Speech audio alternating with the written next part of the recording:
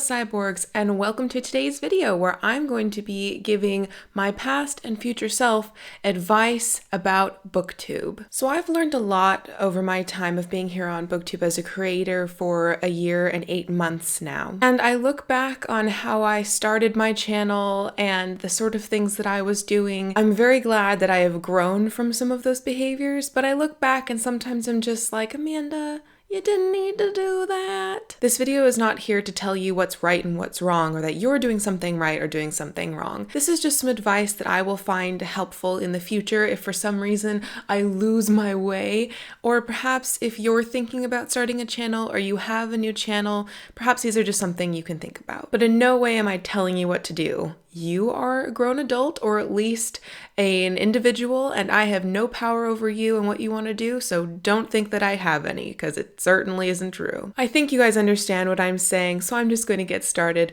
The first bit of do's and don'ts that I have to talk about are book buying related. Don't buy a book, Amanda, just because you've seen it again and again and again on different channels of Booktube.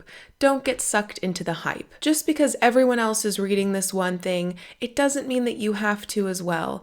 And if you think adding your voice to this massive gulf of hype is going to contribute anything to your channel, subscriber-wise or attention-wise, I'm pretty sure you're mistaken. Don't use your channel as an excuse to buy books. Last year, during the Scotiabank Giller Prize, it's a Canadian prize for fiction novels, I had a thought for about 10 minutes that I should buy all of the nominees and then read them and then do a video on them. Fortunately, at the end of the day, I decided this wasn't a good idea, because how much time and money would I have spent on these books that otherwise I would not have been interested in reading? Don't buy a book because of the specific cover or edition. There have been a few times in the past, and not too distant past, that I have purchased books or decided to make a purchase because I found a specific edition that I wanted the book in online, and then when it came to me, it wasn't in the edition I had chosen. So I still purchased that book, but the main reason for purchasing that book at that time in my life was because of the edition, and I didn't even get that fulfilled. It ended up just being a complete waste of money. Don't buy a book just because it's cheap. I have been to many a library book sale where books are 50 cents or $1, and I have purchased, multiple books on each occasion. As of yet, I've read a small, like 10% fraction of those books I've purchased. And I purchased them because they were there and they were cheap. But have I made use of them? Have I enjoyed reading them? Not yet. Don't buy sets of unread books. This burned me really hard with the Wildwood trilogy. I was convinced that I was going to love this trilogy, and I was obsessed about having matching editions, so I bought all 3 in one go, but then I read the first book and didn't really like it all that much. You may have seen me unhaul them in my recent unhaul video. I really wish that I had just bought Wildwood, and then I wouldn't have had to spend money on 2 other books that I eventually never touched. The next couple of advice things are about reading books. Don't get distracted, Amanda, by library books. I have so many physical books already on my shelves, but last year I struggled so much with having library book reading coming in ahead of the books that I'd already purchased. Don't get me wrong, I love the library, I love borrowing library books, but last year I had the intention of tackling my TBR bookcase, and instead I just continued to add to it because the library would have a book that I was instantaneously intrigued with, and so I would give it priority over the books that I wanted to read so much that I already bought them. For me, it just ended up being a counterproductive situation, and this year I am trying very hard not to let immediate free library reads get ahead of the books that I have purchased for good reasons. Don't feel pressured to read X amount of books per month, Amanda. I do definitely count the number of books that I finish each month, and if it's less than 10, somehow I feel like I'm not doing something right. But I've come to the realization of late that the faster I read books, the less they stick in my mind, and I find it completely redundant to read a book if I'm not going to remember it. Why the heck do I keep feeling like I need to read more than 10 books a month if those books make zero impression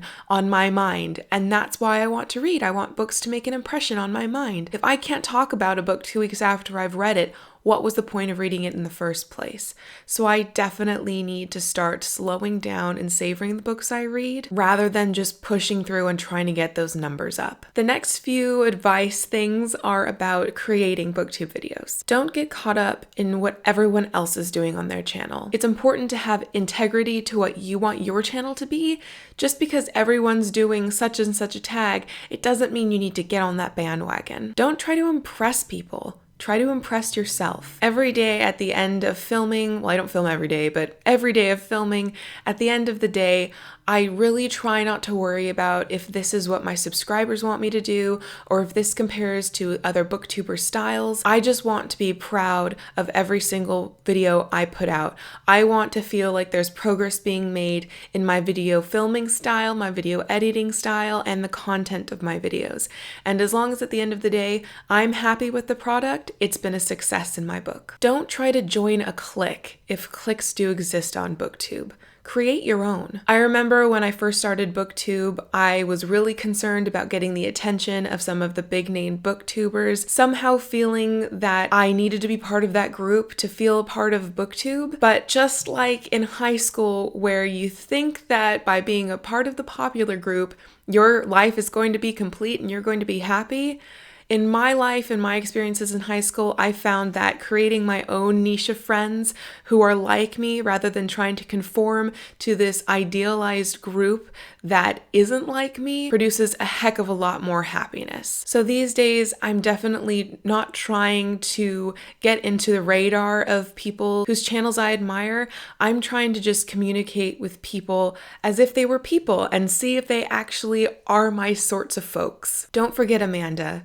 We are all equal, ordinary people. Just because there's a camera in front of me and I put myself on the internet for others to see doesn't mean that I'm not as equally flawed, as equally fantastic, as equally petulant, as equally overproud as any other person who doesn't happen to be in this creative space. The fan culture that's developing on YouTube makes me uncomfortable, just like the fan culture that develops around other people in other sorts of limelight situations. But I think it's easier perhaps to remember that YouTubers are just other people, and that's a step toward understanding that all people are just other people. It doesn't matter how much they're paid, how much they're in the media, or what car they drive, or how pretty their face looks. We're all just trying to get to the same thing, which I'm assuming is happiness and feeling successful with ourselves. Don't turn BookTube into a chore. If it stops being fun, then I need to take a break or I need to reevaluating the content I'm creating. BookTube is here for a fun, creative outlet, and if it stops being fun, if it stops feeling creative, something's wrong. Amanda, don't turn BookTube into a job. I've pondered about monetizing my videos over and over again, but I've come to the conclusion that I will never monetize my videos. I hate ads in front of videos.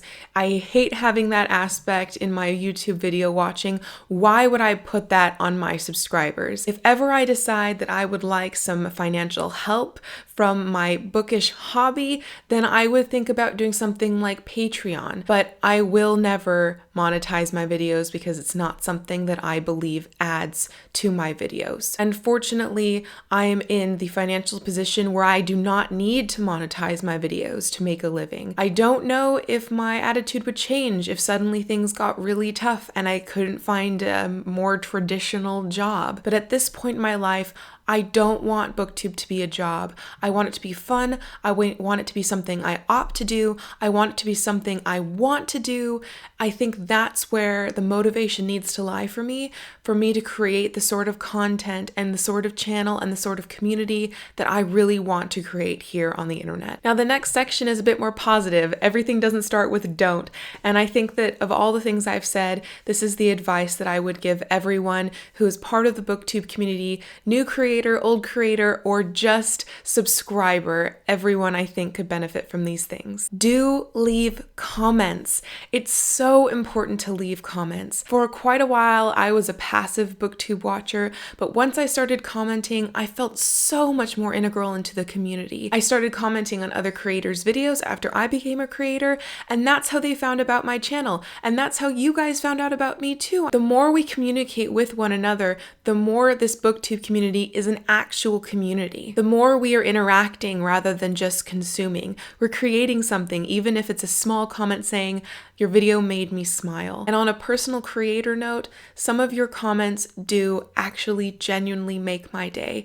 If someone tells me that they love my video and I made them smile, or that they love this book and they're so happy that someone else has recognized this weird title to be awesome, it really, really does make me feel better. So if you ever have something kind to say or something interesting to say, but you're feeling a bit bashful or you don't want to be rejected by a creator on YouTube, if someone doesn't answer your comment, it's not rejection. I'm sure most creators like myself see every single one of those comments, and we absorb all of that energy you put into that comment, whether positive or negative. And if it happens to be positive, it makes a positive effect. It matters, no matter how little it is. Do participate in buddy reads. This is how I've started feeling so much more part of the community and so much in control over the community that I'm engaging with. I also have been getting to know booktubers, fellow creators, and I'm getting to have a support system and being able to talk with people about this booktube community. And if we see any faults in it or we see anything that we want to change, it's been so important in my life as a booktube creator, and I've been reading so many interesting books. I'm not going to say I've loved them all, but frankly, some books that I have been detesting have made the best conversation starters for buddy read interactions. It's something I've been doing a lot more this year, something I have plans to do a lot more toward the end of the year, and I'm just so pleased that I've started doing this and that people have been interacting with me. It's been such a joy. It's added so much to the happiness that booktube already brings me. Do shout out channels you love if you're a booktube creator. This is kind of like commenting on other people's videos if you genuinely like their content. People don't know how much they're affecting you if you don't tell them. People don't know that you love a certain series or another if you don't tell them. Without feedback, booktube creators can't make changes that'll make perhaps themselves happier or other people happier. Booktube creators don't know if a risk they took in posting an awkward video or a video that's really personal to them really touched other people, and that their authenticity is appreciated and noticed. Without talking about each other, we can't build this community and make other people seen.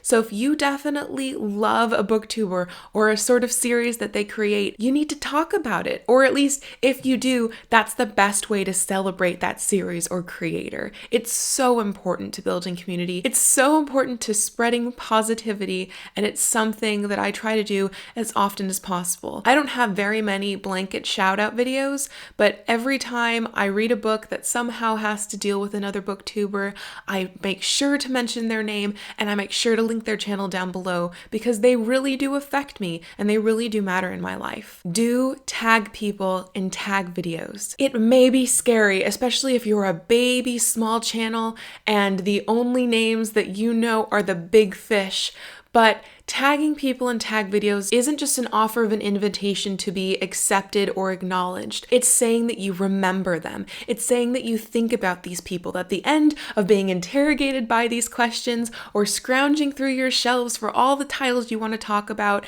at the end of all of that mental activity, you still can remember people's names, people's faces, people's channels. They've made an impression on you. They've made a positive impression on you, and you want to connect with them. So even if you're the last person to do a tag, even if you have the smallest channel and have 12 subscribers, talk about other people, engage with other people, let them know that you've heard them and that it's made an impression on you, that you can remember them. People love to feel remembered. I love to feel remembered. I love to feel important.